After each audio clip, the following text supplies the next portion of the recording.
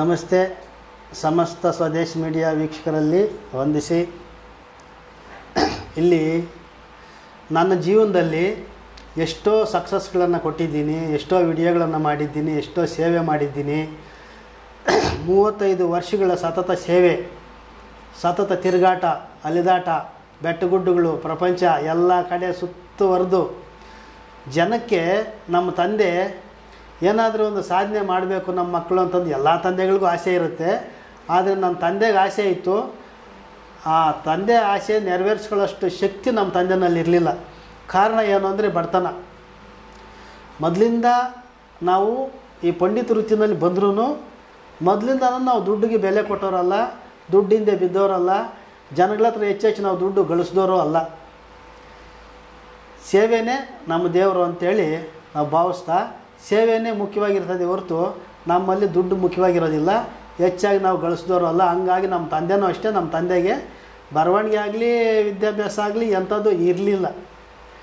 ಅದಕ್ಕೆ ಮುಂಚೆ ನಮ್ಮ ಪೀಳಿಗೆ ಏನಿತ್ತು, ನಮ್ಮ ತಾತ ಮುತ್ತಾತಂದ್ರೆ ಅವ್ರು ಚೆನ್ನಾಗಿ ಓದ್ಕೊಂಡಿದ್ರು, ರಾಜರ ಸಂಸ್ಥಾನದಲ್ಲಿ ಕೆಲಸ ಮಾಡಿದವರಿದ್ದರು, ಪಂಡಿತರಾಗಿದ್ದರು, ರಾಜ ಪಂಡಿತರಾಗಿದ್ದರು. ನಮ್ಮ ತಂದೆ ದುರಾದೃಷ್ಟವಶಾತ್ತು ಇವರು ಓದಲಿಲ್ಲ, ಹೆಚ್ಚಾಗಿ ಓದಲಿಲ್ಲ. ಹಾಗಾಗಿ ಒಂದು ಸ್ವಲ್ಪ ಈ ವಿದ್ಯೆಗಳನ್ನ ಹೆಚ್ಚಾಗಿ ಗಳಿಸೋಕ್ಕಾಗಲಿಲ್ಲ. ಬಡತನದಲ್ಲಿ ವ್ಯವಸಾಯ ಅದು ಇದು ಮಾಡಿಕೊಂಡು ನನಗೊಂದು ಪೆನ್ನು ಕೊಡಿಸ್ಬೇಕಂದ್ರೆ ಒಂದು ತಿಂಗಳು ಟೈಮ್ ಬೇಕಿತ್ತು. ನಮ್ಮ ತಂದೆಗೆ ಒಂದು 100 ಪೇಜ್ ಎಕ್ಸಸೈಸ್ ಕೊಡಿಸ್ಬೇಕಂದ್ರೆ ಒಂದು ತಿಂಗಳು ಟೈಮ್ ಬೇಕಿತ್ತು. ಅಂಥ ಸಮಯದಲ್ಲಿ ನಾವು ಹೆಚ್ಚಾಗಿ ಓದೋದಾಗಲಿ, ನಾವೇನೋ ಪ್ರಪಂಚಕ್ಕೇನೋ ಸಾಧನೆ ಮಾಡೋದಾಗಲಿ, ಅಥವಾ ನಮ್ಮ ತಂದೆ ನಮಗೆ ಓದಿಸೋದಕ್ಕೆ ಸಹಾಯ ಮಾಡ್ತಾನೆ ಅನ್ನೋದರಲ್ಲಿ ಇರಲಿಲ್ಲ. ನಮ್ಮ ತಂದೆ ನಮ್ಗೆ ಊಟ ಹಾಕಿದ್ದೆ ಹೆಚ್ಚು, ನಾವು ಬೆಳೆಯೋದಕ್ಕೆ ಊಟ ಹಾಕಿದ್ದೆ ಹೆಚ್ಚು. ಅಲ್ಲಿಂದಾಚೆ ಒಂದಷ್ಟು ದಿವಸ ಮತ್ತು ನಮ್ಮ ಅಣ್ಣ ಮತ್ತು ಓದಿಕೊಂಡು ಮತ್ತೆ ಪಂಡಿತರಾಗಿ ಅವರು ಅಪಾರವಾದ ಜನಸೇವೆಯನ್ನು ಸಲ್ಲಿಸಿ ಕೋಲಾರಲ್ಲಿ ಪಂಡಿತ್ ಕೃಷ್ಣಪ್ಪ ಅಂತ ಒಳ್ಳೆ ಹೆಸರು ಗಳಿಸಿದವರು ಪಂಡಿತ ವೃತ್ತಿನಲ್ಲಿ. ಮತ್ತು ಅವರು ನಮಗೆ ನಮ್ಮ ಮಾರ್ಗದರ್ಶನಕ್ಕೆ ಅವರು ಹೆಚ್ಚಾಗಿ ಸಪೋರ್ಟ್ ಕೊಟ್ಟು ನಮ್ಮಲ್ಲಿರ್ತಕ್ಕಂಥ ಗ್ರಂಥಗಳನ್ನ ಓದೋದು ರೀತಿ ಏನು ಎತ್ತ ಎಲ್ಲ ಅದನ್ನೆಲ್ಲ ಅಭ್ಯಾಸ ಮಾಡಿ ನಮ್ಮಲ್ಲಿರ್ತಕ್ಕಂಥ ಹಳೆ ಕಾಲದ ಗ್ರಂಥಗಳು ಎಂತೆಂಥ ಮಾನೀಯರು, ಎಂತೆಂಥ ವಿದ್ಯಾವಂತರು, ಎಂತೆಂಥ ಕನ್ನಡ ಪಂಡಿತರುಗಳು. ಒಂದು ಸ್ವಲ್ಪ ಇರಿಸ್ಮುರ್ಸಾಗುತ್ತೆ, ಓದೋಕ್ಕಾಗಲ್ಲ, ಸಂಪೂರ್ಣ ಓದೋಕ್ಕಾಗಲ್ಲ. ಒಂದು ಪೇಜ್ ಓದಬೇಕಂದ್ರೆ ಒಂದು ವಾರ ಬೇಕು ಅವ್ರಿಗೆ ಟೈಮು. ಅಂಥ ಪರಿಸ್ಥಿತಿನಲ್ಲಿ ಸುಮಾರು ಗ್ರಂಥಗಳನ್ನೆಲ್ಲ ನಾವು ನೋಡಿ ವಿದ್ಯೆಗಳನ್ನ ಸಾಧನೆ ಮಾಡಿ ಏನೂ ಇಲ್ಲದೇ ಜನಸೇವೆಯಲ್ಲಿ ತೊಡ್ಕೋಬೇಕು ಅನ್ನೋದೊಂದು ಆಸೆಯಿಂದ ಇವತ್ತು ನಾನು ಎಷ್ಟೋ ಶ್ರಮಪಟ್ಟು ನನ್ನ ಸಾಧನೆ ಮಾರ್ಗದಲ್ಲಿ ಸಾಧನೆ ಮಾಡಿ ಇವತ್ತು ಕರ್ನಾಟಕ ವೈದ್ಯ ರತ್ನ ಪ್ರಶಸ್ತಿ ನಾನು ಪಡ್ಕೊಂಡು ಮತ್ತು ಒಂದು ಡಾಕ್ಟ್ರೇಟನ್ನು ನಾನು ಪಡ್ಕೊಂಡು ಮೊದಲಿಂದನೂ ಜನಸೇವೆಯಲ್ಲಿ ತೊಡಗಿಸ್ಕೊಂಡು ಎಷ್ಟೋ ಸಾಧನೆಗಳನ್ನು ಮಾಡ್ಕೊಂಡು ಸಕ್ಸಸ್ ಕೊಡ್ತಾ ಇಂಥ ಅನುಭವ ಇಲ್ಲೇನು ಇವರು ಸಕ್ಸಸ್ ಮಾಡ್ಕೊಂಡಿದ್ದಾರೆ, ಇವ್ರ ಸಮಸ್ಯೆಯಿಂದ ಹೊರಗಡೆ ಬಂದು ಏನು ಖುಷಿಯಾಗಿ ನಾನು ನನ್ನ ಕಷ್ಟವನ್ನು ಜನಗಳಿಗೆ, ನನ್ನಂಥ ಕಷ್ಟದಲ್ಲಿರ್ತಕ್ಕಂಥ ಹೆಣ್ಣುಮಕ್ಳು ಎಷ್ಟೋ ಜನ ಇರ್ತಾರೆ, ಅವ್ರಿಗೆ ಒಂದು ತಿಳುವಳಿಕೆ, ನನ್ನ ಒಂದು ಸಕ್ಸಸ್ಸನ್ನು ನಾನು ತಿಳಿಸ್ಬೇಕು ಅಂತ ಆಸೆಪಟ್ಟು ಇವತ್ತು ಎಷ್ಟೋ ಜನ ಸಾವಿರಾರು ಜನಕ್ಕೆ ನಾವು ಸಕ್ಸಸ್ ಮಾಡಿಕೊಟ್ಟಿದ್ದೀವಿ. ಬಂದು ವಿಡಿಯೋ ಕೊಡಿ ಅಂದರೆ ಕೊಡಲ್ಲ. ಅಯ್ಯೋ ನನ್ನ ಮುಖ ಅವ್ರು ನೋಡಿಬಿಡ್ತಾರೆ, ನನ್ನ ಮುಖ ಇವ್ರು ನೋಡಿಬಿಡ್ತಾರೆ, ಅಯ್ಯೋ ನಮ್ಮ ಸಂಬಂಧಿಕರು ನೋಡಿಬಿಡ್ತಾರೆ ಅನ್ನೋ ಮುಜುಗಾರದಲ್ಲಿ ಸ್ವಾಮಿ ನೀವೇನಾದರೂ ಕಾಸು ಕೇಳಿ ದೇವಸ್ಥಾನಕ್ಕೆ ಏನೋ ಸಹಾಯ ಕೇಳಿ ಕೊಡ್ತೀವಿ, ನಾವು ವಿಡಿಯೋ ಕೊಡೋದಕ್ಕೆ ನಮ್ಗೆ ಮುಜುಗರ ಆಗುತ್ತೆ ಅಂತ. ಅಯ್ಯೋ ನೀವು ಕೊಟ್ಬಿಟ್ರೆ ನಾವು ಕೇಳಿ ತೊಗೊಂಬಿಡ್ತೀವ. ದೇವಸ್ಥಾನ ಕಷ್ಟಪಟ್ಟು ದೇವಸ್ಥಾನ ಕಟ್ಟುವಾಗಲೇ ನಾವು ಯಾರ ಹತ್ರ ಕೈ ಚಾಚಲಿಲ್ಲ, ಮತ್ತು ಇವಾಗ ಕೊಡ್ತೀವಿ ಅಂದರೆ ತೊಗೊತೀವ. ಏನು ಬೇಡ, ನಿಮ್ಮ ಮಾತೇ ಸಾಕು, ನೀವು ಓಟ್ ಬನ್ನಿ ಅಂತೇಳಿ ಕಳಿಸ್ಕೊಡ್ತೀವಿ. ಇಷ್ಟೇ ನನ್ನ ಕತೆ. ಏನೋ ಕೊಡೋರಿದ್ದರೆ ಅಕ್ಕಿ ಕೊಡಿ, ಬರೋ ಜನಕ್ಕೆ ಉಚಿತ ಊಟ ಹಾಕೋಣ, ನಿಮಗೂ ಪುಣ್ಯ ಬರುತ್ತೆ ಅಂಥೇಳಿ ಅಕ್ಕಿ ಕೇಳ್ತೀವಿ. ಈ ಬರೋ ಜನಕ್ಕೆ ಯಾರು ಕೇಳಲ್ಲ, ವಿಡಿಯೋ ಮೂಲಕ ಕೇಳ್ತಿದ್ದೀನಿ. ಡೈರೆಕ್ಟಾಗಿ ಇಲ್ಲಿ ಬಂದಂಥ ವ್ಯಕ್ತಿಗಳು ಯಾರಾದರೂ ಅಕ್ಕಿ ಕೊಡಿ ಬೇಳೆ ಕೊಡಿ ಅಂತಂದು ಕೇಳಿದರೆ ಊಟ ಹಾಕಿ ಅಕ್ಕಿ ಕೊಡಿ ಬೇಳೆ ಕೊಡಿ ಅನ್ನೋದ್ರಲ್ಲಿ ಅರ್ಥ ಇರಲ್ಲ. ನಾನು ಯಾರಿಗೂ ಇಲ್ಲಿ ಬಂದಂಥ ಜನಕ್ಕೆ ಅಕ್ಕಿ ಕೊಡಿ ಬೇಳೆ ಕೊಡಿ ಅಂತ ಕೇಳಲ್ಲ, ವಿಡಿಯೋ ಮೂಲಕ ಕೇಳ್ತೀನಿ. ಅವರಾಗಿ ಅವ್ರು ತೃಪ್ತಿ ಕೊಟ್ಟರೆ ಕೊಟ್ಟಂಗೆ, ಇಲ್ಲಾಂದರೆ ನನ್ನ ಸ್ವಂತ ಖರ್ಚಲ್ಲಿ ನಾನು ಊಟ ಹಾಕ್ತಿದ್ದೀನಿ. ಬುಧವಾರ ಭಾನುವಾರ ಊಟ ಹಾಕ್ತಾಯಿದ್ದೀನಿ. ಊಟ ಹಾಕುವಾಗ ಏನಾದರೂ ಗ್ರಾಚಾರ ನಮ್ಮ ಹುಡುಗ ಮನೆ ಒಂದು ವಿಡಿಯೋ ಮಾಡ್ಕೊತೀನಿ ಅಣ್ಣ ಅಂದ. ಏನಕ್ಕಪ್ಪ ಮಾಡ್ತೀಯಾ, ಏನು ಅಂದ್ಕೊತಾವ್ರೆ ಅನ್ನೋ ಜನ. ಪುಣ್ಯದ ಕಾರ್ಯ ಇದು, ವಿಡಿಯೋ ಮಾಡಿ ನಾವೇನು ಮಾಡೋಂಗಿದ್ದೀವಿ, ನಾವೇನು ಟ್ರಸ್ಟ್ ಮಾಡಿದ್ದೀವ, ಏನೋ ಟ್ರಸ್ಟ್ ದುಡ್ಡು ಬರುತ್ತಾ ನಮಗೆ, ಆ ವರಮಾನ ಬರುತ್ತಾ, ಅದನ್ನು ಹಾಕಿದ್ರೆ ಹೋಗು ಕೆಲಸ ಇಲ್ಲ ನಿಮಗೆ, ಬೇಡ ಹೋಗು ಅಂದೆ. ಸುಮ್ಮನೆ ಇರಲಿ ಅಂತ ವಿಡಿಯೋ ಮಾಡ್ಕೊತೀನಿ ಅಂತ ಹೇಳಿ ಹಿಂಗೆ ಸುಮ್ಮನೆ ಹಿಂಗೆ ವಿಡಿಯೋ ಹಿಂಗೆ ನೋಡ್ದಪ್ಪ, ಎಲ್ಲ ಹಿಂಗೆ ಕೆಳಗಡೆ ತಲೆ ಹಿಂಗೆ ಬಗ್ಸಿದ್ರಪ್ಪ. ತಲೆ ಯಾವಾಗ ಕೆಳಗಡೆ ಬಗ್ಸಿದ್ರು ಏನು ಅನ್ನಿಸ್ತು ನನಗೆ, ಊಟ ಮಾಡೋವಾಗ ವಿಡಿಯೋ ಮಾಡ್ತಾಯಿದ್ದಾರೆ, ಇದೇನು ಮದುವೆನ ಕಾರ್ಯನ, ಏನೋ ಮನ್ಸಿಗೆ ಮುಜುಗರ ಆಯಿತು, ಬೇಡ ಬಿಡಪ್ಪ ಡಿಲೀಟ್ ಮಾಡೋದು ಅಂದಿದ್ದೆ, ಹೇಳಿದೆ. ಹಂಗೋ ಒಂದಷ್ಟು ವಿಡಿಯೋ ಇದೆ, ಊಟ ಮಾಡಿರೋದು, ಸಾರ್ವಜನಿಕರು ಊಟ ಮಾಡಿರೋದು ಬುಧವಾರ ಟೈಮ್ ವಿಡಿಯೋ ಇದೆ. ಭಾನುವಾರ ಟೈಮ್ ಇನ್ನೂ ಮಸ್ತ್ ಜನ ಬರ್ತಾರೆ, ದೊಡ್ಡ ವಿಡಿಯೋಗಳು, ಮಸ್ತ್ ಜನ ಊಟ ಮಾಡೋದು ವಿಡಿಯೋ ಬೇಕಾ ನನಗೆ? ನಿಮ್ಗೆ ಊಟ ಹಾಕೋದು, ನಾನು ವಿಡಿಯೋ ನಿಮ್ಗೆ ತೋರಿಸೋದು ಬೇಕಾ? ನೀವು ಬನ್ನಿ ಬುಧವಾರ ಭಾನುವಾರ ಪ್ರತ್ಯಕ್ಷವಾಗಿ ನೀವು ಊಟ ಮಾಡ್ಕೊಂಡು ಹೋಗ್ಬೋದು, ಆರಾಮಾಗಿ ಸತ್ಯ ಇದೆ. ವಿಡಿಯೋಗಳನ್ನು ತೋರಿಸ್ಬೇಕನ್ನೋಂಥ ಕರ್ಮ ನನಗಿಲ್ಲ, ನೀವು ಅಕ್ಕಿ ಕೊಡಲಿ ಬೇಳೆ ಕೊಡಲಿ ಅನ್ನೋಂಥ ಉದ್ದೇಶನೂ ನನಗಿಲ್ಲ. ಅಮ್ಮ ನಡೆಸ್ತಿದ್ದಾಳೆ, ನನಗೆ ಹೆಂಗೋ ನಡೀತಿದೆ, ಬಂದು ನನ್ನ ನಂಬಿ ಬಂದಂಥ ಭಕ್ತಾದಿಗಳಿಗೆ ಊಟ ಸಿಗ್ತಿದೆ, ಇಲ್ಲಿ ಸಿಗುತ್ತೆ, ಮುಂದೆ ದಿನಗಳಲ್ಲಿ ಸಿಗುತ್ತೆ.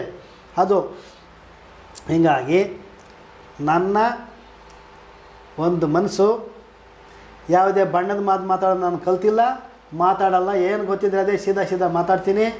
ಇಲ್ಲಿ ನಾನೇನು ಹಿಂದೆ ದಿನಗಳಲ್ಲಿ ಎಷ್ಟು ಎಪಿಸೋಡ್ಗಳಲ್ಲಿ ಎಷ್ಟು ಸಕ್ಸಸ್ಸು ವಿಡಿಯೋಗಳು ಕೊಟ್ಟಿದ್ದೀನೋ, ಒಂದು ಸಾರಿ ನನ್ನ ವಿಡಿಯೋಗಳನ್ನ ತಿರುಗಿಸಿ ನೋಡಿ. ಅದೇ ಪ್ರಕಾರನೇ ಒಂದು ವಿಡಿಯೋ ಇವತ್ತೊಂದು ಹೆಣ್ಣುಮಗಳು ದೊಡ್ಡ ಮನಸ್ಸು ಮಾಡಿ, ಯಾರು ಬರ್ತಾರೆ ಹೆಣ್ಣುಮಕ್ಳು ವಿಡಿಯೋ ಕೊಡ್ತೀನಿ ಅಂತ, ದೊಡ್ಡ ಮನಸ್ಸು ಮಾಡಿ ಬಂದಿದೆ. ಆ ಮಗುಗೆ ಎಲ್ಲ ರೀತಿಯಲ್ಲಿ ಒಂದು ಆಶೀರ್ವಾದ ಮಾಡಬೇಕಾದ್ದು ಕರ್ನಾಟಕ ಜನತೆ. ನೀವು ಒಂದು ಹೆಣ್ಣು ಎತ್ತಿರ್ತೀರ, ಆ ಮಗುಗೆ ಎಷ್ಟು ಸಮಸ್ಯೆ ಇತ್ತು ಅಂತ ಈಗ ನಾನು ಕೇಳ್ತೀನಿ, ಮಗು ಬಾಯಲ್ಲಿ ಬರುತ್ತೆ. ಆ ಮಗುಗೆ ಏನೇನು ಸಮಸ್ಯೆ, ಈಗ ಏನೇನಿತ್ತು ಏನೇನು ಹೋಯ್ತೋ, ಇನ್ನು ಮುಂದೆ ದಿನಗಳಲ್ಲಿ ಏನಾದರೂ ಸಮಸ್ಯೆ ಬಂದರೆ ಕರ್ನಾಟಕ ಜನತೆ ಕೊಡೋಂಥ ಆಶೀರ್ವಾದ, ಆ ಸಮಸ್ಯೆ ಕೊಳೆ ನೀರಿಗೆ ಒಳ್ಳೆ ನೀರು ಹೊಡೆದ್ರೆ ಹೆಂಗೆ ಹೊಡ್ಕೊಂಡು ಹೋಗುತ್ತೆ ಹಂಗೆ ಹೊಡ್ಕೊಂಡು ಹೋಗಬೇಕು. ಆ ಥರ ನಿಮ್ಮ ಹೆಣ್ಣುಮಗಳು ಅಂಥೇಳಿ ಒಂದು ಆಶೀರ್ವಾದ ಮಾಡಿ ಆ ಅಮ್ಮನ ಬಾಯಲ್ಲಿ ಕೇಳೋಣ, ಯಾವ ಸಮಸ್ಯೆನಲ್ಲಿದ್ಲೋ ಏನೋ ಎತ್ತ, ಆ ಅಮ್ಮನಿಗೆ ಏನು ನಮ್ಮಿಂದ ಏನು ಗುಣ ಆಗಿದೆ ಅಂತ. ಅಮ್ಮ, ನೀನು ಬರೋದಕ್ಕಿಂತ ಮುಂಚೆ ನಿನ್ನ ಆರೋಗ್ಯ ಸಮಸ್ಯೆ, ನೀನು ಪೊಟ್ಟು ಪಾಡು ಒಂದು ಸ್ವಲ್ಪ ಹೇಳ್ಕೊತಾಯಿ, ನೀನು ವಿಡಿಯೋನಲ್ಲಿ ಹೇಳು ಜನತೆಗೆ, ನಿನ್ನಂಥ ಸಮಸ್ಯೆನಲ್ಲಿರೋರಿಗೆ ಮಂದಟ್ಟಾಗಲಿ ಅನ್ನೋ ಉದ್ದೇಶದಲ್ಲಿ ನೀನು ಬಂದಿದ್ದೀಯಾ. ನಿನ್ನ ಆರೋಗ್ಯ ಹೆಂಗಿತ್ತಮ್ಮ? ಎಲ್ಲರಿಗೂ ನಮಸ್ತೆ. ನಾನು ಸುಮಾರು 2 ವರ್ಷಗಳ ಹಿಂದೆ ಗುರುಗಳ ಹತ್ರ ಬಂದೆ. ನಾನು ಅಕಸ್ಮಾತಾಗಿ ಯಾರೋ ಒಬ್ಬರು ಪರಿಚಯಸ್ಥರು ನನ್ನ ಪರಿಸ್ಥಿತಿಯನ್ನು ನೋಡಲಾರ್ದೆ, ಇಲ್ಲ ನೀವು ಬನ್ನಿ ಒಂದು ಸಾರಿ ದೇವರಿದ್ದಾನೆ, ಇಷ್ಟೊಂದು ನೀವು ಮನಸ್ಸು ಕೆಡಿಸ್ಕೊಂಡು ಎಲ್ಲ ಮುಗ್ದೋಯ್ತು ಅಂತ ಅಂದ್ಕೋಬೇಡಿ, ಸಾಯೋ ಪರಿಸ್ಥಿತಿನಲ್ಲಿ ಇದ್ದಂಥ ನನ್ನ ಕರೆದುಕೊಂಡು ಬಂದರು. ಅವರು ಬಂದು ನಾನು ಗುರುಗಳನ್ನು ಭೇಟಿ ಮಾಡಿದಾಗ ನನ್ನ ಆರೋಗ್ಯ ಪರಿಸ್ಥಿತಿ, ನನ್ನ ಜೀವನದ ಪರಿಸ್ಥಿತಿ ತುಂಬ ಕೆಟ್ಟದಾಗಿತ್ತು. ಸುಮಾರು 10 ವರ್ಷಗಳ ಹಿಂದೆಯಿಂದನೂ ನನಗೆ ಗೊತ್ತಿಲ್ಲದೆ ನನ್ನದಲ್ಲದೇ ಇರುವಂಥ ಒಂದು ಜೀವನನ ನಾನು ವಾಸ ಮಾಡ್ತಾ ಇದ್ದೆ. ಹೇಗೆ ಇತ್ತು ನನ್ನ ಜೀವನ ಅಂದರೆ, ನನಗೆ ಹೇಗೆ ಆ ಒಂದು ನೆಗೆಟಿವಿಟಿ ಅನ್ನೋದು ನನ್ನಲ್ಲೇ ಸೇರಿತ್ತು ಅಂತ ನನಗೆ ಗೊತ್ತಿರಲಿಲ್ಲ. ಸರಿಯಾಗಿ ಒಂದು ತುತ್ತು ಅನ್ನ ತಿನ್ನೋದಕ್ಕೆ ಆಗ್ತಾ ಇರಲಿಲ್ಲ, ಕೂತ್ಕೊಂಡೆ ನಿಂತ್ಕೊಳ್ಳೋಕೆ ಆಗ್ತಾ ಇರಲಿಲ್ಲ, 10 ಹೆಜ್ಜೆ ನಡೆದಾಡೋದಕ್ಕೆ ಆಗ್ತಿರ್ಲಿಲ್ಲ. ತುಂಬ ಸಾಕಷ್ಟು ಮಾನಸಿಕವಾಗಿ ಕುಗ್ಗು ಹೋಗಿದ್ದೆ, ಅಷ್ಟೇ ದಪ್ಪ ಕೂಡ ಆಗಿದ್ದೆ. ಎಲ್ಲ ರೀತಿಯ ಆರೋಗ್ಯ ಸಮಸ್ಯೆಗಳು ಏನಾಗ್ತಿದೆ ಅಂತ ನಾನು ಯಾವ ವೈದ್ಯರ ಹತ್ರ ಹೋದರೂ ಏನೂ ಹೇಳ್ತಿರ್ಲಿಲ್ಲ. ಸ್ಕ್ಯಾನ್ ಮಾಡಿದರೆ ಎಲ್ಲನೂ ಕರೆಕ್ಟಾಗಿದೆ ಅಂತಲೇ ಬರ್ತಾಯಿತ್ತು, ಏನು ಪ್ರಾಬ್ಲಮ್ ಇಲ್ಲ, ನೀವು ಬಹುಶಃ ನಿಮ್ಮ ದಪ್ಪ ಇರೋದಕ್ಕೆ ಇರಬಹುದು ಅಂತ ಜನರಲ್ ಆಗಿ ಒಂದು ಒಪಿನಿಯನ್ ಹೇಳ್ತಾಯಿದ್ರು. ಸಾಕಷ್ಟು ಮಾತ್ರೆಗಳು, ಕನಿಷ್ಠ ಅಂದರೂ ಒಂದು ತಿಂಗಳಿಗೆ ಒಂದು 5,000 to 6,000 ಮಾತ್ರೆಗಳು ತಿಂತಿದ್ದೆ. ಪ್ರತಿ ತಿಂಗಳು ಆಸ್ಪತ್ರೆ ಖರ್ಚುಗಳೇ ನನಗೆ ಹೆಚ್ಚಾಗ್ತಿತ್ತು, ಲಕ್ಷಾಂತರ ರೂಪಾಯಿ ಕಳ್ಕೊಂಡಿದ್ದೆ. ಕೊನೆಯಲ್ಲಿ ನನ್ನ ಪರಿಸ್ಥಿತಿ ಹೇಗಿತ್ತು ಅಂದರೆ, ನಾನು ಬದುಕೋದಿಲ್ಲ ಅಂತ ನನಗೆ ಅನಿಸಿತ್ತು. ನಮ್ಮ ತಾಯಿಯವರು ಕೂಡ ನಾನು ಹೇಳಿದ್ದೆ, ನಾನು ಇನ್ನು ಬದುಕೋದಿಲ್ಲ ಅಮ್ಮ, ಸತ್ತು ಹೋಗ್ತೀನಿ ಅಂತ ನನ್ನ ಮನಸ್ಸು ಹೇಳ್ತಿದೆ ಅಂತ ಹೇಳಿದ್ದೆ. ನನ್ನ ದೇಹದ ಒಳಭಾಗಗಳು ಏನಿದೆ ಎಲ್ಲ ಭಾಗಗಳು ತುಂಬ ಹೇಳಬೇಕು ಅಂದರೆ ಒಂದು ಕಪ್ಪು ವರ್ಣಕ್ಕೆ ತಿರುಗಿತ್ತು. ಡಾಕ್ಟರ್ಗಳಿಗೂ ಕೂಡ ತೋರಿಸಿದ್ದೆ, ಅವರು ಏನೋ ಗೊತ್ತಿಲ್ಲ, ಹೀಗೆ ಸ್ಕಿನ್ ಅಲರ್ಜಿ ಇರಬಹುದು ಈ ರೀತಿಯಾಗಿ ಹೇಳಿ ಸುಮ್ಮನೆ ಆಗ್ತಾಯಿದ್ರು. ಎಲ್ಲ ವೈದ್ಯಕೀಯ ಚಿಕಿತ್ಸೆಗಳನ್ನ ಪಡೆದು ನಾನು ಅದರಲ್ಲಿ ಸೋತು ಹೋಗಿದ್ದೆ. ಸಂಪೂರ್ಣವಾಗಿ ನಾನು ಗುರುಗಳ ಹತ್ರ ಬಂದಾಗ 95% ನಾನು ಬದುಕೋದೇ ಇಲ್ಲ ಅನ್ನೋ ಒಂದು ಪರಿಸ್ಥಿತಿಯಲ್ಲೇ ಬಂದೆ. ಬಹುಶಃ ನನ್ನನ್ನು ನೋಡಿದಾಗ ಅವ್ರಿಗೆ ಒಂದು ರೀತಿ ಕನಿಕರ ಉಂಟಾಯಿತು. ಕೇಳಿದ್ರು ನನಗೆ ಇಷ್ಟೊಂದು ದೋಷಗಳಿದೆ ನಿನಗೆ, ನೀನು ನೋಡ್ಕೊಂಡಿಲ್ಲ ಅಂತ. ಬೇರೆ ಕಡೆ ವೈದಿಕರ ಹತ್ರ ನಾವು ಹೋದಾಗ ಸಾಕಷ್ಟಾಗಿ ನಮಗೆ ಅಷ್ಟು ವರ್ಜಿನಲ್ ಆಗಿ ತುಂಬ ಪಕ್ವವಾಗಿ ಮಾಡುವಂಥವ್ರು ಸಿಗೋದಿಲ್ಲ. ಆ ಅನುಭವಗಳು ಕೂಡ ಆಗಿದೆ ನಮಗೆ. ಯಾವ ದೇವಸ್ಥಾನಗಳಿಗೆ ಓಡಾಡಿದರೂ ಸಹ ನಮಗೇನು ಪ್ರಯೋಜನ ಆಗಿಲ್ಲ. ಬಹುಶಃ ಭಗವಂತ ಅನ್ನೋದು ನಮ್ಮನ್ನು ಕಾಪಾಡುತ್ತೆ, ಒಂದು ದಾರಿ ತೋರಿಸ್ಬಹುದು ಅಷ್ಟೇ. ದೇವಸ್ಥಾನದಲ್ಲೇ ನಮಗೆ ಎಲ್ಲ ರೀತಿಯಾದಂತಹ ಒಂದು ಪರಿಹಾರ ಸಿಗುತ್ತೆ ಅನ್ನೋದು ಸುಳ್ಳು. ದೇವರ ಆಶೀರ್ವಾದ ಬೇಕು. ಅದರಿಂದ ನಾವು ಸಮಸ್ಯೆಯಿಂದ ಹೊರಬರಬೇಕು ಅಂದರೆ ದೇವರು ಏನು ದಾರಿ ಕೊಟ್ಟಿದ್ದಾನೆ ಅದ್ರ ಮುಖಾಂತರನೇ ಬರಬೇಕು ಅನ್ನೋದು ನನ್ನ ಒಂದು ಸ್ವಂತ ಅನುಭವ. ಗುರುಗಳ ಹತ್ರ ಬಂದಾಗ ಬಹುಶಃ ನಾನು ತುಂಬಾ ಆ ಪರಿಸ್ಥಿತಿಯಲ್ಲೇ ನನ್ನ ನೋಡಿ ಅವರು ತುಂಬ ದುಃಖಿತರಾಗಿದ್ದು ಉಂಟು. ಸಾಕಷ್ಟು ಪರಿಹಾರಗಳು, ಎಲ್ಲ ಪೂಜೆಗಳು ಎಲ್ಲನೂ ಮಾಡಿದರು ನನಗೆ. ಅದು ಮಾಡಾದ ನಂತರ ನಾನು 1 ವಾರ ಅವುಗಳ ಆ ನೆಗೆಟಿವಿಟಿಯನ್ನು ನನಗೆ ಏನು ದೂರ ಮಾಡಿದ್ರು, 3 ದಿನದಲ್ಲಿ ನನ್ನ ಶರೀರದಲ್ಲಿ ಆ ಬದಲಾವಣೆಗಳನ್ನ ನಾನೇ ನೋಡಿದ್ದೆ. ಸ್ವತಃ ನಾನೇ ನೋಡಿ ತುಂಬ ಖುಷಿಯಾಗಿ ಅವರಿಗೆ ಬಂದು ಹೇಳಿದ್ದೆ ನಾನು. ಇಲ್ಲ, ನನ್ನ ಮುಖದ ಮೇಲಿರೋವಂಥ ಕಪ್ಪು ವರ್ಣಗಳೆಲ್ಲ ಹೋಗಿದೆ, ನನ್ನ ಒಳಭಾಗದಲ್ಲೆಲ್ಲ ಹೋಗಿದೆ. ನನಗೆ ಮೊದಲು ನಡೆಯೋಕ್ಕೆ ಆಗ್ತಿರ್ಲಿಲ್ಲ, ಎದ್ದು ಕೂರೋಕ್ಕೆ ಆಗ್ತಾ ಇರಲಿಲ್ಲ, ಯಾರೋ ಹೊಡೆದಾಗ ಅನ್ನಿಸ್ತಿತ್ತು. ಕಾಲು ಕೈ ಮೂಳೆಗಳೆಲ್ಲ ಅಳ್ಳಾಡ್ಸೋ ಕೂಡ ಆಗ್ತಿರ್ಲಿಲ್ಲ, ಇದ್ದಕ್ಕಿದ್ದಾಗೆ ಮಾತು ನಿಂತೋಗ್ತಾ ಇತ್ತು. ಅಮಾವಾಸ್ಯೆ ಹುಣ್ಣಿಮೆ ಈ ರೀತಿ ಬಂದರೆ ಸಾಕು ಮೈ ಎಲ್ಲ ಊತ ಬರ್ತಾ ಇತ್ತು. ಇನ್ನೇನು ಈ ಮನುಷ್ಯ ಸತ್ತು ಹೋಗ್ತಾನೇನೋ ಅನ್ನೋ ಅಷ್ಟು ಮೈ ಊತ ಬರ್ತಾಯಿತ್ತು. ಏನಾಗ್ತಾ ಇತ್ತು ಅಂತ ನನಗೆ ಗೊತ್ತಾಗ್ತಿರ್ಲಿಲ್ಲ. ಎಲ್ಲವೂ ನನಗೆ ಹೋಗಿತ್ತು. ಬಹುಶಃ ಮನಸ್ಸಿಗೆ ಒಂದು ರೀತಿ ಮಾನಸಿಕವಾಗಿ ನೆಮ್ಮದಿನೂ ಇತ್ತು ನನಗೆ. 1 ವಾರ ಕಳೆದ ಮೇಲೆ ಇನ್ನೂ ನಾನು ಆರೋಗ್ಯವಾಗೋಕ್ಕೆ ಶುರುವಾದೆ. ಈಗ ಸತತ 2 ವರ್ಷಗಳಿಂದ ಈಚೆಗೆ ನಾನು ತುಂಬ ಖುಷಿಯಾಗಿದ್ದೀನಿ, ಆರೋಗ್ಯವಾಗಿದ್ದೀನಿ. ಈ ಒಂದು ಸೈಂಟಿಫಿಕ್ ಯುಗದಲ್ಲಿ ಬಹಳಷ್ಟು ಜನ ದೇವರಿದ್ದಾನೆ ಅಂತ ನಂಬೋದೇ ಕಷ್ಟ. ಬಹುಶಃ ನಾನು ಮೊದಲು ಹಾಗೇ ಇದ್ದೆ, ಶಾಸ್ತ್ರ ಅನ್ನೋದನ್ನೇ ನಾನು ನಂಬ್ತಿರ್ಲಿಲ್ಲ. ಅಂತಹ ಒಬ್ಬ ನಾನು ಇಷ್ಟು ಸಮಸ್ಯೆಗಳನ್ನು ನನ್ನ ಜೀವನದಲ್ಲೇ ಎದುರಿಸಿ ಅವುಗಳಿಂದ ನಾನು ಹೊರ ಬಂದಿದ್ದೀನಿ. ಇವತ್ತು ನಾನು ಖಂಡಿತ ನಂಬ್ತೀನಿ ದೇವರು ಇದ್ದಾನೆ ಅಂತ. ನಾವೆಷ್ಟು ನಂಬ್ತೀವೋ ವೈದಿಕ ವೃತ್ತಿ, ಭೂತ ವೈದ್ಯ ಖಂಡಿತವಾಗೂ ಇದೆ. ಯಾಕಂದರೆ ನಾನು ಒಂದು ಜೀವಂತ ಸಾಕ್ಷಿ. ಇದೇ ಭೂತ ವೈದ್ಯನ ಉಪಯೋಗಿಸ್ಕೊಂಡು ಎಷ್ಟು ಕೆಡಕನ್ನು ನನಗೆ ಮಾಡಿದ್ರು ಅಂದರೆ ನಾನು ಕಣ್ಣಾರೆ ನೋಡಿದ್ದೀನಿ. ಅವುಗಳೆಲ್ಲ ಒಂದು ನರಕವನ್ನು ನಾನು ಅನುಭವಿಸಿದ್ದೀನಿ. ಹಾಗೆ ಅದೇ ಭೂತ ವೈದ್ಯದಲ್ಲಿ ಒಳ್ಳೆಯದನ್ನು ಮಾಡೋರು ಇದ್ದಾರೆ. ಆ ರೀತಿ ನನಗೆ ಒಳ್ಳೆಯದನ್ನು ಮಾಡಿ ಅವುಗಳೆಲ್ಲವನ್ನು ತೆಗೆಸಿ ನನ್ನ ಆರೋಗ್ಯವಾಗಿ ಮಾಡಿ ನನ್ನ ಒಳ್ಳೆಯ ಜೀವನವನ್ನು ಕಲ್ಪಿಸ್ಕೊಟ್ಟಿದ್ದಾರೆ. ಅದನ್ನೂ ನಾನು ನೋಡಿದ್ದೀನಿ. ಬಹುಶಃ ನಾನು ನಂಬ್ತೀನಿ.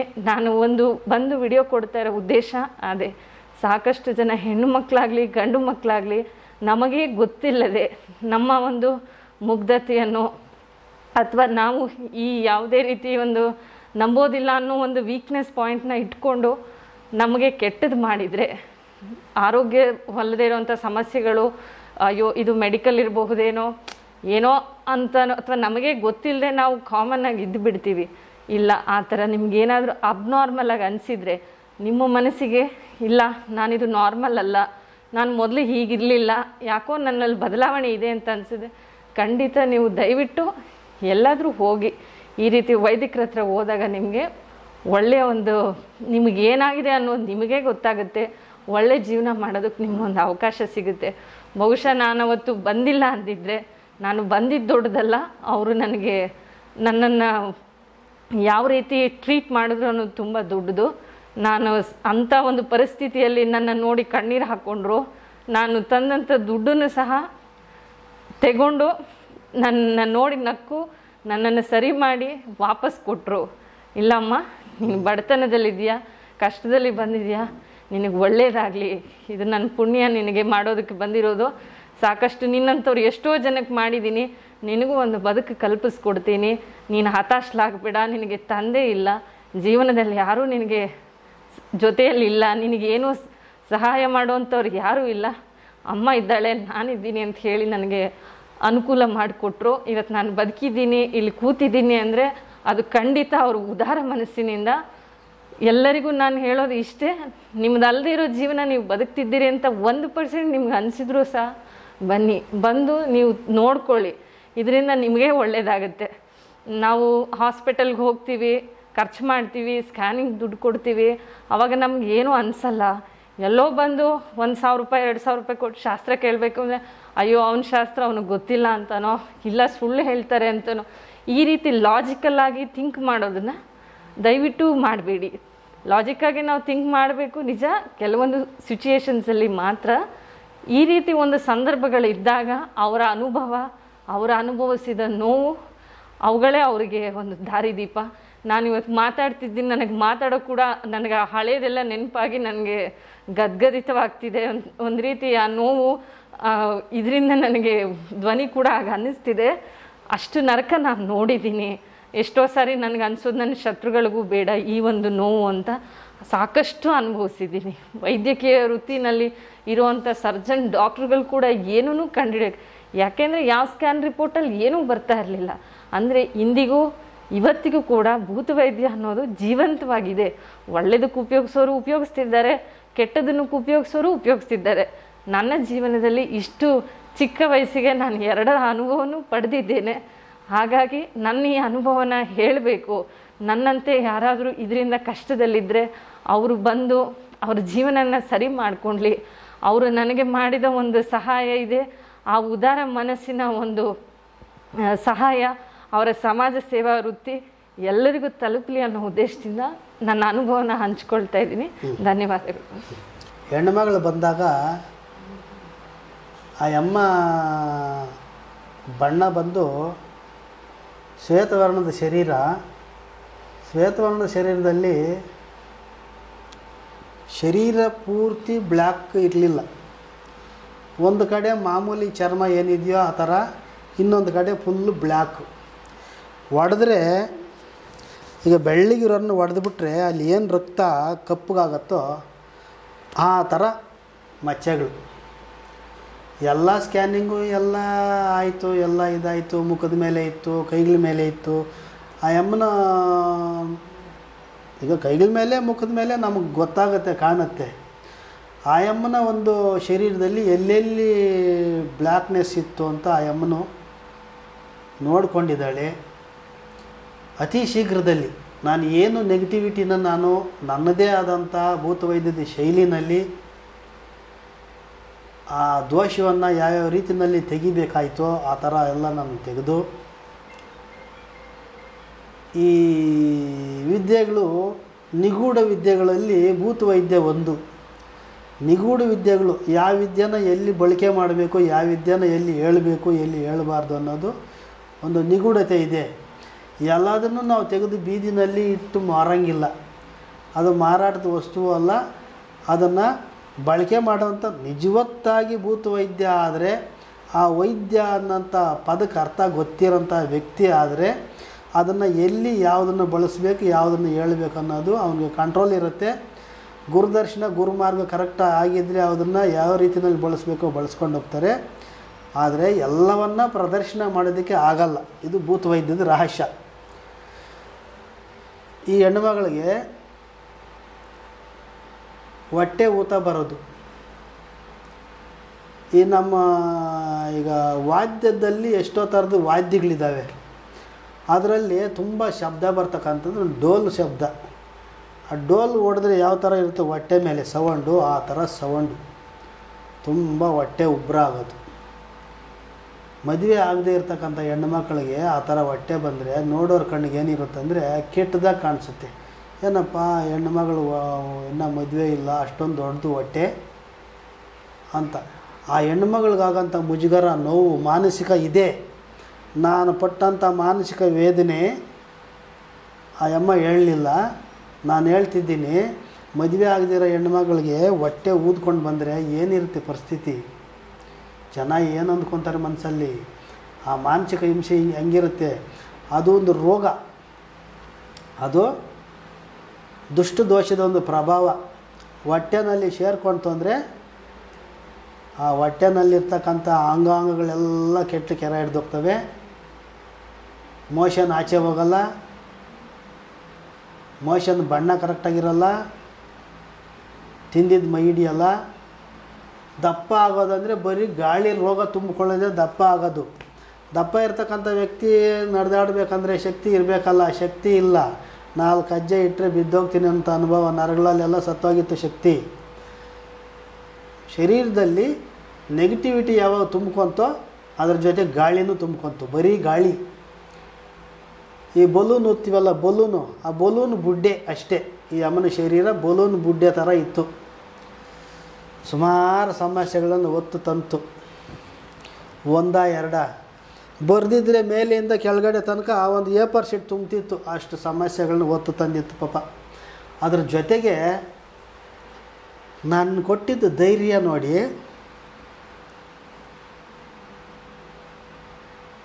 1,00,000 ರೂಪಾಯಿ ಕ್ಯಾಶು ತಂದಿತ್ತು. ಚೌಡೇಶ್ವರಮ್ಮನಿದ್ದಾಳೆ ಇಲ್ಲಿ.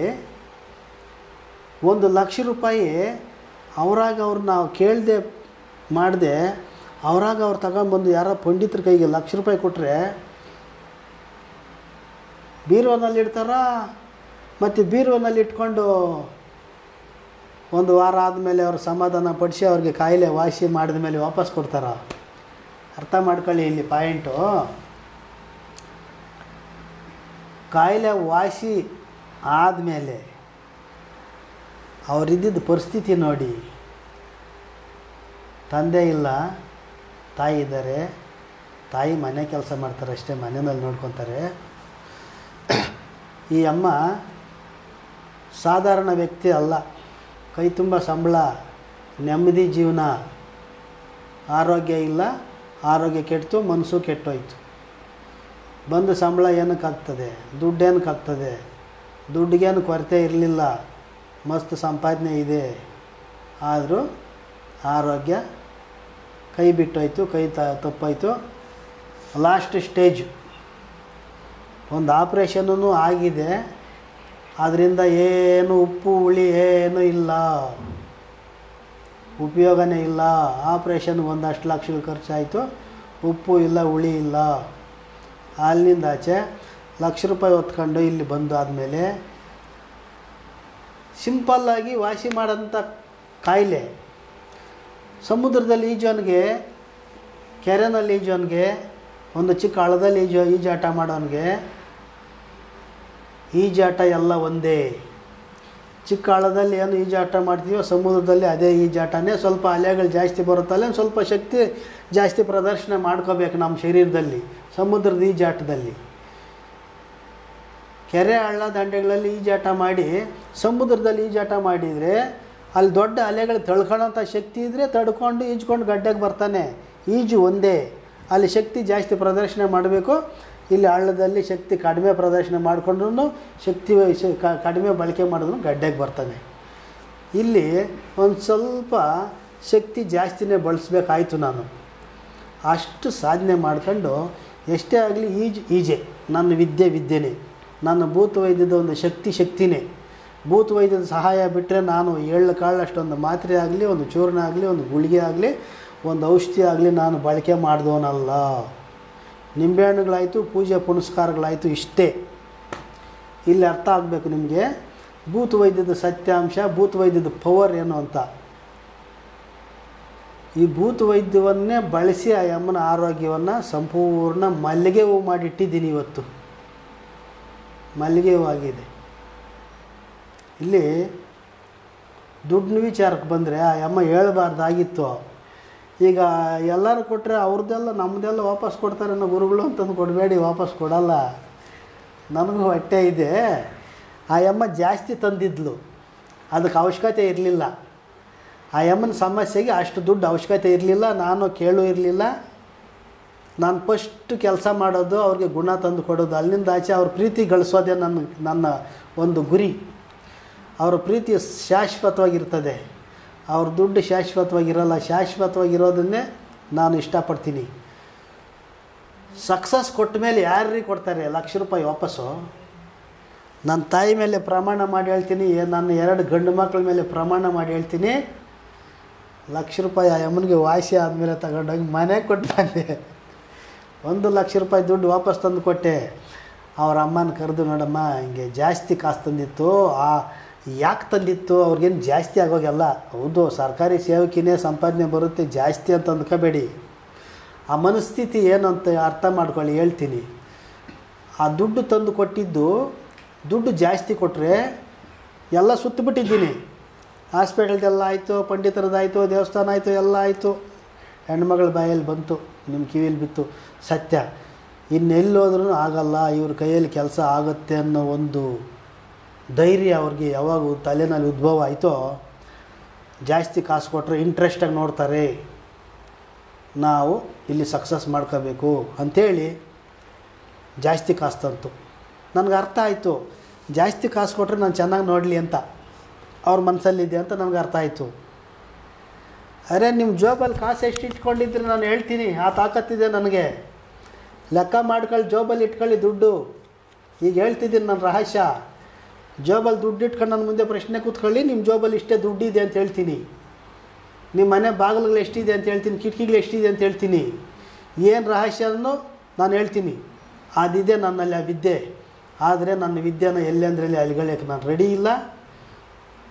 ಅದನ್ನು ಎಲ್ಲಿ ಬೇಕೋ ಅಲ್ಲಿ ಎಷ್ಟು ಬೇಕೋ ಅಷ್ಟು ಬಳಕೆ ಮಾಡ್ಕೊಂಡು ಹೋಗ್ತೀನಿ.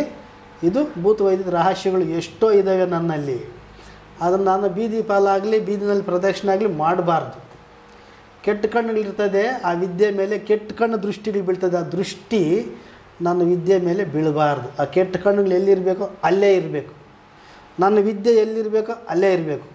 ನನ್ನ ವಿದ್ಯೆನ ಬೀದಿಗೆ ತರಲ್ಲ. ಯಾವುದೇ ವಿದ್ಯೆನಲ್ಲಿ ನನ್ನ ಹತ್ರ ಇರ್ತಕ್ಕಂಥ ವಿದ್ಯೆಗಳಲ್ಲಿ ಸತ್ಯಾಂಶ ಇದೆ. ಎದುರುಗಡೆ ಕುಂತ್ಕೊಂಡು ಮಾತಾಡಿಸಿದ್ರೆ ಆನ್ಸರ್ ಮಾಡೋ ಶಕ್ತಿ ನನಗಿದೆ. ಯಾವುದೇ ವ್ಯಕ್ತಿ ಆಗಲಿ ಆ ಶಕ್ತಿ ಚೌಡೇಶ್ವರಮ್ಮ ನನಗೆ ಕೊಟ್ಟಿದ್ದಾರೆ. ಹಂಗಾಗಿ ತಗೊಂಡೋಗಿ ಅಮ್ಮನಿಗೆ ವಾಸಿ ಮಾಡಿಕೊಟ್ಟಾದ್ಮೇಲೆ ದುಡ್ಡು ತಗೊಂಡೋಗಿ ವಾಪಸ್ ಕೊಟ್ಟರೆ ಮುಟ್ರು. ಅಣ್ಣ, ನಿಮ್ಮಿಂದ ನಮಗೆ ಪುನರ್ಜನ್ಮ ಸಿಕ್ಕಿದೆ, ಈ ದುಡ್ಡು ಬೇಡ, ನಿಮ್ಮದು ಅಂತ ನಾವು ಕೊಟ್ಬಿಟ್ಟಿದ್ದೀವಿ, ಇದು ನಮ್ಮದಲ್ಲ, ನೀವು ಇಟ್ಕೊಳ್ಳಿ ಅಂತ ತಾಯಿ ಮಗಳು ಕೂಡ ಪರಿಪರಿ ಅವ್ರು ಹೇಳಿದ್ದಾರೆ ನನಗೆ. ನನಗೆ ಸಮಾಧಾನ ಇಲ್ದಿದ್ದು ನಾನು ಯಾವುದೂ ಮಾಡಲ್ಲ, ಇಟ್ಕೊಳ್ಳಿ ಸದ್ಯಕ್ಕೆ ತೊಗೊತೀನಿ ಅಂತ ಅವ್ರನ್ನ ತುಂಬ ಸಮಾಧಾನ ಮಾಡಿ ಆ ದುಡ್ಡು ಅವ್ರ ಕೈಲಿ ಕೊಟ್ಟು ಬಂದಿದ್ದೀನಿ. ಕಡಿಮೆ ಖರ್ಚುಗಳು ಇಟ್ಟಿದ್ದಾರೆ, ಇಲ್ಲ ಅಂತಲ್ಲ, ಕಡಿಮೆ ಖರ್ಚುಗಳು ಇಟ್ಟಿದ್ದಾರೆ. ಒರಿಜಿನಲ್ಲಾಗಿ ನಾನು ಅವ್ರಿಗೇನು ಸೇವೆ ಮಾಡಬೇಕೋ ಆ ಸೇವೆಗಳಿಗೆಲ್ಲ ಎಷ್ಟು ಖರ್ಚಾಗುತ್ತೋ ಅಷ್ಟೇ ಖರ್ಚು ಮಾಡಿಸಿ ಮಿಕ್ಕಿದ ದುಡ್ಡು ವಾಪಸ್ ಕೊಟ್ಟಿದ್ದೀನಿ. ವಾಸಿ ಆದಮೇಲೆ ಯಾರಪ್ಪ ಕೊಡ್ತಾರೆ? ಕೊಡಲ್ಲ ಯಾರೂ.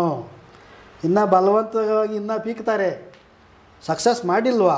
ಅಯ್ಯೋ, ಹಿಮಾಲಯಕ್ಕೆ ಹೋಗಿದ್ವಿ ನಾವು, ಬೆಟ್ಟ ಹೊತ್ಕೊಂಬಂದಿದ್ದೀವಿ, ಹಂಗೆ ಮಾಡಿದ್ವಿ, ಹಿಂಗೆ ಮಾಡಿದ್ವಿ, 4 ಲಕ್ಷ ಕೊಡಿ, 5 ಲಕ್ಷ ಕೊಡಿ ಅನ್ನೋರು ಇದ್ದಾರೆ.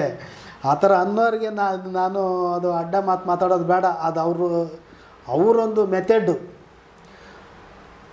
ಅಷ್ಟು ದುಡ್ಡು ತೊಗೊಳ್ಳೋಂಥವ್ರು ಇದ್ದರೆ ತಗೊಳ್ಳಿ, ಅವ್ರ ಮೆಥೆಡ್ ಅದು. ನನ್ನ ಮೆಥೆಡ್ ಹಂಗಿಲ್ಲ. ನನ್ನ ಮೆಥೆಡ್ ಕಡಿಮೆ ಖರ್ಚು. ಕಡಿಮೆ ಖರ್ಚಲ್ಲಿ ಕಲ್ಲಾದರೂ ಪುಡಿ ಆಗುತ್ತೆ ಅಂತ ನನಗೆ ಗೊತ್ತಿದೆ. ಕಲ್ಲಾದರೂ ಪುಡಿ ಆಗುತ್ತೆ, ಕಡಿಮೆ ಖರ್ಚಲ್ಲಿ ಕಲ್ಲಾದರೂ ಪುಡಿ ಆಗುತ್ತೆ. ಗಾಲ್ ಬ್ಲಾಡರಲ್ಲಿ ನಾನು ಕಲ್ಲು ಪುಡಿ ಮಾಡ್ತಿಲ್ವ? ಈಗ ಸಕ್ಸಸ್ ಕೊಟ್ಟಿಲ್ವಾ? ಎಷ್ಟು ರಿಪೋರ್ಟ್ಗಳಿದೆ ನನ್ನ ಹತ್ರ.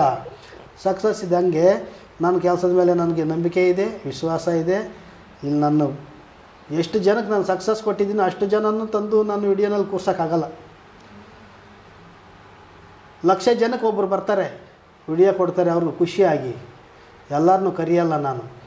ಹಿಂಗೆ ನಾನು ವಿಡಿಯೋಗಳು ಮಾಡ್ಕೊಂಡು ಹೋಗ್ತಾ ಇರ್ತೀನಿ. ನನ್ನ ಮಾತಿನ ಮೇಲೆ ಯಾರಿಗೆ ನಂಬಿಕೆ ಇದೆಯೋ ನಂಬ್ಬೋದು, ಬರ್ಬೋದು. ನಂಬಿಕೆ ಇಲ್ವಾ ಬಿಡ್ಬೋದು.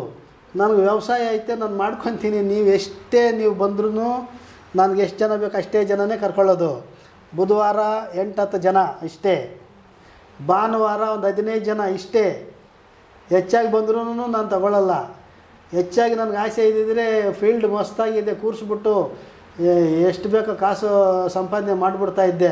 ನನಗೆ ಬೇಕಿಲ್ಲ. ಆ ಋಣದ ಕಾಸು ನಾವು ತಗೊಂಡ್ರು ಮತ್ತೆ ಹೋದ ಜನ್ಮದಲ್ಲಿ ಕಾಯ್ತಿರ್ತಾರೆ ಅವರು ವಸೂಲಿ ಮಾಡ್ಕೊಳ್ಳೋಕ್ಕೆ. ಆ ಋಣದ ಕಾಸು ನಾನು ತಗೊಳ್ಳೋಕ್ಕೂ ತಯಾರಿಲ್ಲ, ಆ ಋಣದಲ್ಲಿ ಹೋಗೋಕ್ಕೂ ತಯಾರಿಲ್ಲ. ಅದಕ್ಕೇನಾಗುತ್ತೋ ಖರ್ಚು ಅಷ್ಟೇ. ನಿಮ್ಮ ಬಟ್ಟೆ ಕೊಳೆಗೆ ಎಷ್ಟು ಬೇಕೋ ಸೋಪು ಅಷ್ಟೇ ಹೇಳ್ತೀನಿ, ಅಷ್ಟೇ ತಗೊಳ್ಳಿ, ಸಕ್ಸಸ್ ಮಾಡ್ಕೊಳ್ಳಿ. ನಿಮ್ಮ ಋಣದಲ್ಲಿ ನಾನು ಯಾವತ್ತೂ ಇರಲ್ಲ ಅಂತ ಹೇಳ್ತಾ ಈ ಅನುಭವ ಪಡೆದು ಸಕ್ಸಸ್ ಮಾಡ್ಕೊಳ್ಳಿ. ಈ ಅಮ್ಮನಿಗಿದ್ದಂಥ ಸಮಸ್ಯೆ ಏನು ಅಂತಂದು ನಾನು ನಿಮ್ಮ ಹತ್ರ ಈಗ ಬಿಚ್ಚಿ ಹೇಳಲಿಲ್ಲ. ಸಕ್ಸಸ್ ತಂದು ಕೊಟ್ಟಿದ್ದೀನಿ. ನಿಮ್ಮ ಶರೀರದಲ್ಲಿ ಆಗುವಂಥ ಬದಲಾವಣೆಗಳಿಗೆ ಒಟ್ಟಾಗಿ ಒಂದು ಮಾತು ಹೇಳ್ತೀನಿ. ನೆಗೆಟಿವಿಟಿಗಳು ಎಷ್ಟೋ ಥರ ನೆಗೆಟಿವಿಟಿಗಳಿದೆ. ಗಾಳಿ ಇದೆ, ಗ್ರಹ ಇದೆ, ಯಕ್ಷಿಣಿ ಇದೆ, ಮೋಹಿನಿ ಇದೆ. ಕಣ್ಣಿಗೆ ಕಾಣಲ್ಲ, ಗ್ಯಾರಂಟಿ ತೋರ್ಸೋಕ್ಕಾಗಲ್ಲ. ದೇವರಿದೆ, ತೋರ್ಸೋಕ್ಕಾಗತ್ತಾ? ಏನು ತೋರ್ಸೋಕ್ಕಾಗತ್ತೆ? ನಿಮ್ಮ ಮನಸ್ಸನ್ನ ನೀವು ನನಗೆ ತೋರಿಸಿ, ಸಾಧ್ಯ ಆಗತ್ತಾ? ನಿಮ್ಮ ಮನಸ್ಸನ್ನ ನೀವು ನನಗೆ ತೋರ್ಸೋಕ್ಕಾಗಲ್ಲ. ನಾನು ನಿಗೂಢ ಶಕ್ತಿಗಳನ್ನ ನಿಮಗೆ ತೋರ್ಸೋಕ್ಕಾಗಲ್ಲ. ನಿಮ್ಮ ನಂಬಿಕೆ ನಿಮ್ಮದು, ನಮ್ಮ ನಂಬಿಕೆ ನಮ್ಮದು. ನಮ್ಮ ನಂಬಿಕೆನೇ ಒರಿಜಿನಾಲಿಟಿ. ನನ್ನ ನಂಬಿಕೆ ನನಗೆ ಒರಿಜಿನಾಲಿಟಿ, ನಿಮ್ಮ ನಂಬಿಕೆ ನಿಮ್ಗೆ ಒರಿಜಿನಾಲಿಟಿ. ನನ್ನ ಕೆಲಸ ನನಗೆ ಒರಿಜಿನಾಲಿಟಿ ಇದೆ. ನನ್ನ ಕೆಲಸ ಏನಿದೆ ಸತ್ಯ ನನಗೆ ಗೊತ್ತಿದೆ. ನನ್ನನ್ನು ಅರಿಸಿ ನನ್ನನ್ನು ನಂಬಿ ಬಂದವರಿಗೆ ನಾನು ಸಕ್ಸಸ್ ಕೊಡ್ತಾಯಿದ್ದೀನಿ. ನನ್ನ ವಿಡಿಯೋಗಳು ಎಷ್ಟು ಸಕ್ಸಸ್ ಆಗಿರೋ ವಿಡಿಯೋಗಳು ನಾನು ಎಷ್ಟು ಕೊಟ್ಟಿದ್ದೀನೋ ಅದನ್ನು ಗಮನಿಸಿ. ಹಾಸ್ಪಿಟ್ಲ್ಗಳು ಎಲ್ಲೇ ಯಾವುದೇ ಹಾಸ್ಪಿಟ್ಲ್ಗಳಲ್ಲಿ ಹೋದರೆ ಯಾವುದೇ ಔಷಧಿ ನಿಮಗೆ ನಾಟಲಿಲ್ಲ ಅಂದರೆ ಅದು ಯಾವುದೇ ಸಮಸ್ಯೆ ಇರಲಿ, ಬಿಳಿ ಶರ್ಗಾಗ್ಬೋದು, ಕೆಂಪು ಶರ್ಗಾಗ್ಬೋದು, ಮುಟ್ಟುಕುಟ್ಟಿಗೆ ಆಗ್ಬೋದು, ಗರ್ಭಕೋಶ ಸಮಸ್ಯೆಗಳಾಗ್ಬೋದು, ಶರೀರದಲ್ಲಿ ಉದ್ಭವ ಆಗುವಂಥ ಯಾವುದೇ ಕಾಯಿಲೆ ಆಗ್ಬೋದು, ಇವತ್ತು ಸೈನ್ಸ್ ತುಂಬ ಎತ್ತರದಲ್ಲಿ ಬೆಳೆದು ನಿಂತಿದೆ. ಯಾಕೆ ವಾಸಿ ಆಗಲಿಲ್ಲ? ನಿಮ್ಮಲ್ಲಿ ನೀವು ಪ್ರಶ್ನೆ ಮಾಡ್ಕೊಳ್ಳಿ. ಅದು ಯಾಕೆ ವಾಸಿ ಆಗಲಿಲ್ಲ ಅಂದರೆ ನಮ್ಮ ಕಣ್ಣು ಕಾಣದೇ ಇರ್ತಕ್ಕಂಥ ನೆಗೆಟಿವ್ ಎನರ್ಜಿಗಳು ಲೆಕ್ಕವಿಲ್ಲದಷ್ಟಿದ್ದಾವೆ. ಹೇಳ್ತಿರ್ತೀನಿ, ಬೆಳಗ್ಗೆ 6 ಗಂಟೆಯಿಂದ ಸಂಜೆ 6 ಗಂಟೆ ತನಕ ನಮ್ಮ ದರ್ಬಾರ್, ಸಂಜೆ 6 ಗಂಟೆಯಿಂದ ರಾತ್ರಿ ಮುಗಿಸ್ಕೊಂಡು ನಾಳೆ ಬೆಳಗ್ಗೆ 6 ಗಂಟೆ ತನಕ ದುಷ್ಟಶಕ್ತಿಗಳು ದರ್ಬಾರ್. ನಾವು ನಿದ್ದೆ ಹೋಗೋದಕ್ಕೆ ಆ ದುಷ್ಟಶಕ್ತಿಗಳು ಗಾಳಿ ನಮ್ಮ ಮೇಲೆ ಬೀಳುತ್ತೆ ಅಂತಂದೆ ಭಗವಂತ ಸೃಷ್ಟಿ ಮಾಡಿರೋದು. 24 ಗಂಟೆನಲ್ಲಿ ನಮ್ಮದು 12 ಗಂಟೆ ದರ್ಬಾರು, ಇನ್ನು 12 ಗಂಟೆ ದುಷ್ಟಶಕ್ತಿಗಳ ದರ್ಬಾರು ಅಂತ. ಆ ದರ್ಬಾರು ಕತ್ಲಲ್ಲಿ ನಡೀತದೆ. ನಿಮಗೆ ಗೊತ್ತಾಗುತ್ತಾ? ನಿದ್ರೆನಲ್ಲಿರ್ತೀರ. ಆ ದರ್ಬಾರ್ನ ಹೇಳಿ ಅಂದರೆ ಹೇಳ್ತೀವ ನಾವು? ಭೂತ ವೈದ್ಯರಿಗೆಲ್ಲ ಗೊತ್ತಿರುತ್ತೆ ರಹಸ್ಯ, ಹೇಳಲ್ಲ. ನೀವು ಅದಕ್ಕೆ 6 ಗಂಟೆಯಿಂದ ಬೆಳಗ್ಗೆ 6 ಗಂಟೆ ತನಕ ನಿದ್ದೆ ಮಾಡಿ. ಆಯ್ತಪ್ಪ, ನಾನು ರಾತ್ರಿ ಎಲ್ಲ ಓಡಾಡ್ತೀನಿ, ದುಷ್ಟ ದೋಷಗಳು ನಾನು ಹಿಡ್ಕೊಳ್ತಾವೇನೋ ನೋಡೋಣ ಅಂದರೆ, ಅಯ್ಯೋ ನನ್ನ ಮೇಲೆ ನೀನು ಒಂದು ಸವಾಲು ಹಾಕೋ, ಒಂದು ಮಾತು ಹೇಳ್ತೀನಿ, ಇದೇ ಸವಾಲು ಮಾತು. ಏನು ಅಂತಾರೆ? ಬೆಳಗ್ಗೆ 6 ಗಂಟೆಯಿಂದ ರಾತ್ರಿ ಸಂಜೆ 6 ಗಂಟೆ ತನಕ ನಿನ್ನ ಮನಸ್ಥಿತಿ ನೀನು ಪರೀಕ್ಷೆ ಮಾಡ್ಕೊ. ಭೂತ ವೈದ್ಯರನ್ನ ಪ್ರಶ್ನೆ ಮಾಡೋದಾಗಿದೆ. ಆದರೆ ಈ ಪ್ರಶ್ನೆ ನಿಮಗೆ ಪ್ರಶ್ನೆ ಹಾಕೋ, ನಿನ್ನ ಮನಸ್ಥಿತಿ ಹೆಂಗಿರದೆ ಗಮನಿಸ್ಕೋ. ರಾತ್ರಿ 6 ಗಂಟೆಯಿಂದ ನಾಳೆ ಬೆಳಗ್ಗೆ 6 ಗಂಟೆ ತನಕ ನೈಟಲ್ಲಿ ನಿಮ್ಮ ಊರು ಏರಿಯಾ ಬಿಟ್ಬಿಡು, ಬೇರೆ ಊರು ಏರಿಯಾದಲ್ಲಿ ಓಡಾಡ್ತಾ ಇರೋ ನಿನ್ನ ಮನಸ್ಥಿತಿನ ನೀನು ಗಮನಿಸ್ಕೋ. ಎಲ್ಲಿ ಭಯ ಅನ್ಸಲ್ವಾ? ಒಂದು ಕಡ್ಡಿ ಸರಕಂದರೆ ಸಾಕು, ಏನು ಬಂತು ಅಂತಂದು ಪುಡುಕಂತ ಹಿಂದೆ ನೋಡ್ತಾ ನಿನ್ನ ಮನಸ್ಸು ಸತ್ತೋಗಿರ್ತದೆ. ಧೈರ್ಯ ಇರಲ್ಲ. ಈ ಸೂರ್ಯನ ಬೆಳಕಲ್ಲಿ ನಮಗೆ ಪಾಸಿಟಿವ್ ಎನರ್ಜಿ ಬರ್ತಾ ಇರ್ತದೆ. ಪಾಸಿಟಿವ್ ಎನರ್ಜಿ ಯಾವಾಗ ಬರ್ತದೋ ನಮ್ಗೆ ಧೈರ್ಯ ಇರ್ತದೆ. ಪಾಸಿಟಿವ್ ಎನರ್ಜಿ ಸೂರ್ಯ ಮುಳುಗಿದ ಮೇಲೆ ಅದು ಜೀರೋ ಆಗ್ತದೆ.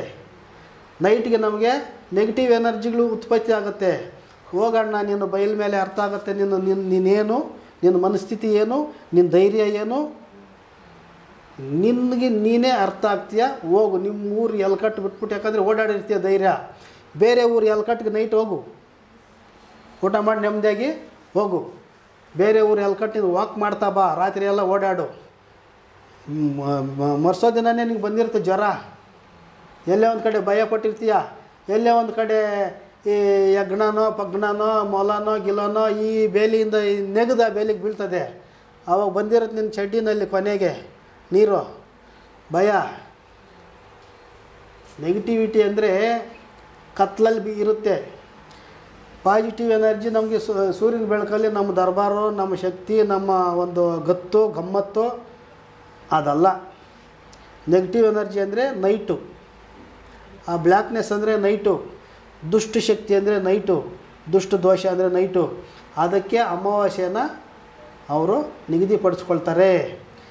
ಮಾಟದೋಷ, ಮಂತ್ರದೋಷ ಇಂಥದ್ದೆಲ್ಲನೂ ಅಮಾವಾಸ್ಯೆ ಟೈಮ್ಗಳಲ್ಲೇ ಮಾಡ್ತಾರೆ. ಯಾಕೆ ಅಂದರೆ ಆವಾಗ ಫುಲ್ಲು ನೆಗೆಟಿವಿಟಿ ಇರ್ತದೆ, ಆ ಟೈಮಲ್ಲೇ ಮಾಡ್ತಾರೆ. ಸಮುದ್ರಕ್ಕೆ ಬುದ್ಧಿ ಇಲ್ಲ, ನೀರಿಗೆ ಬುದ್ಧಿ ಇಲ್ಲ, ಅದೊಂದು ದ್ರವ ವಸ್ತು ಅಂತಿರಲ್ಲ. ಸಮುದ್ರದಲ್ಲಿರೋ ನೀರು ದ್ರವ ವಸ್ತು. ನಾನು ವೈಜ್ಞಾನಿಕ ವಿಚಾರಗಳು ನಾನು ತಿಳ್ಕೊಂಡಿದ್ದೀನಿ. ಸಮುದ್ರ ಅಮಾವಾಸ್ಯೆಗೆ ಎಷ್ಟು ಅಲೆಗಳು ಜಾಸ್ತಿ ಆಗುತ್ತೆ, ಹುಣ್ಣಿಮೆಗೆ ಎಷ್ಟು ಅಲೆಗಳು ಜಾಸ್ತಿ ಆಗುತ್ತೆ. ಆ ಸಮುದ್ರ ತೀರದಲ್ಲಿರೋರನ್ನ ಕೇಳಿ ತಿಳ್ಕೊಳ್ಳಿ. ಸಮುದ್ರ ಯಾವಾಗ ಒಂದೇ ಸರಿನೇ ಅಲೆ ಹೊಡಿಬೇಕು. ಹುಣ್ಣಿಮೆ ಅಮಾವಾಸ್ಯೆಗಳಿಗೆ ಏರುಪೇರು ಯಾಕಾಗಬೇಕು? ಸಮುದ್ರದ ಅಲೆಗಳು ಏರುಪೇರು ಏರಿಳಿತಗಳಾಗ್ತದೆ. ಒಂದು ಟೈಮಲ್ಲಿ ದೊಡ್ಡ ಅಲೆಗಳು ಬರ್ತದೆ, ಒಂದು ಟೈಮಲ್ಲಿ ಸಣ್ಣ ಅಲೆಗಳು ಬರ್ತದೆ. ಅದು ಯಾವಾಗ? ಹುಣ್ಣಿಮೆ ಅಮಾವಾಸ್ಯೆಗಳಲ್ಲಿ ಸಮುದ್ರದ ಅಲೆಗಳು ಜಾಸ್ತಿ ಆಗ್ತವೆ. ಆ ನೀರಿಗೆ ಜೀವ ಇಲ್ವಾ? ಒಂದು ದ್ರವರೂಪಿನ. ಈ ಜಗತ್ತು ರಹಸ್ಯ ಯಾರು ಸಂಪೂರ್ಣ ಅರ್ಥಕೊಂಡಿದ್ದೀವಿ ಅನ್ನೋರು ಅವರು ಅವಿವೇಕಿಗಳು ಅಂತ ಅರ್ಥ ಮಾಡ್ಕೊಂಬಿಡ್ಬೇಕು. ಭೂತ ವೈದ್ಯದಲ್ಲಿ ಅಪಾರವಾದ ಜ್ಞಾನ ಇದೆ, ಅರ್ಥಕೊಳ್ಳೋಷ್ಟು ಕೆಪಾಸಿಟಿ ಮನುಷ್ಯನಿಗಿಲ್ಲ. ಅರ್ಥಕೊಂಡಿರೋರು ಅಷ್ಟೋ ಇಷ್ಟೋ ತಿಳ್ಕೊಂಡಿರೋರು ಅದ್ರ ಬಗ್ಗೆ ಅನುಭವದ ಮಾತಾಡ್ತಾರೆ. ಅದನ್ನು ವ್ಯಂಗ್ಯ ಮಾಡೋ ಅಧಿಕಾರ ಯಾರಿಗೂ ಇಲ್ಲ. ಅದೊಂದು ವಿದ್ಯೆ, ಅದೊಂದು ಶಕ್ತಿ, ಅದೊಂದು ಸಾಧನೆಯನ್ನು ವ್ಯಂಗ್ಯ ಮಾಡಿಬಿಟ್ರೆ ಪ್ರಯೋಜನ ಏನು ಬಂತು? ಅದನ್ನೇ ಬಳಸಿ ನಾವು ಎಷ್ಟೋ ಪೂಜೆ ಪುನಸ್ಕಾರಗಳು ಮಾಡಿ, ಈಗ ಜ್ವರ ಬಂತೆ ಪೂಜೆ ಮಾಡಿಬಿಟ್ರೆ ಜ್ವರ ಹೋಗುತ್ತಾ ಅಂತ ಆ ವಿತಂಡವಾದ ಪ್ರಶ್ನೆಗಳು ನಿಮ್ಮಲ್ಲಿ ಇಟ್ಕೋಬೇಕು. ಇನ್ನೊಬ್ಬರ ಹತ್ರಕ್ಕೆ ಹಾಕ್ಬಾರ್ದು. ಅದು ನಿಮಗೆ ಮರ್ಯಾದೆ ಇರೋಲ್ಲ. ನಿಮ್ಮ ಮರ್ಯಾದೆ ಅಷ್ಟು ಇದ್ದಾಗ ಅದನ್ನು ಹಂಗೆ ಬಚ್ಚಿಟ್ಕೋಬೇಕು. ಸತ್ಯವಾಗಿ ಭೂತವೈದ್ಯದ ಒಂದು ಶಕ್ತಿ ಇದೆ ಅಂತ ಅನುಭವ ಸಾಕ್ಷಿ ಸಮೇತ ನಾವು ತಿಳಿಸ್ತಾ ಇದ್ದೀವಿ. ನಂಬೋರಿಗೆ ಮಾತ್ರ, ನಂಬುದೇ ಇರೋರಿಗೆ ಅಲ್ಲ. ಎಷ್ಟೋ ಜನಕ್ಕೆ ಅದ್ರ ಮೇಲೆ ನಂಬಿಕೆ ಇಲ್ಲದೆ ಕಷ್ಟದ ಪಾಲಾಗ್ತಾ ಇರ್ತಾರೆ.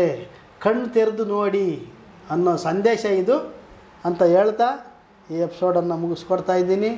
ಈ ಅನುಭವವನ್ನು ನೀವು ತುಂಬಾ ಗಮನಿಸಿದ್ದೀರಾ. ಯೂಸ್ ಮಾಡ್ಕೊಳ್ಳೋದಿದ್ರೆ ಮಾಡ್ಕೊಳ್ಳಿ. ನಮಸ್ತೆ.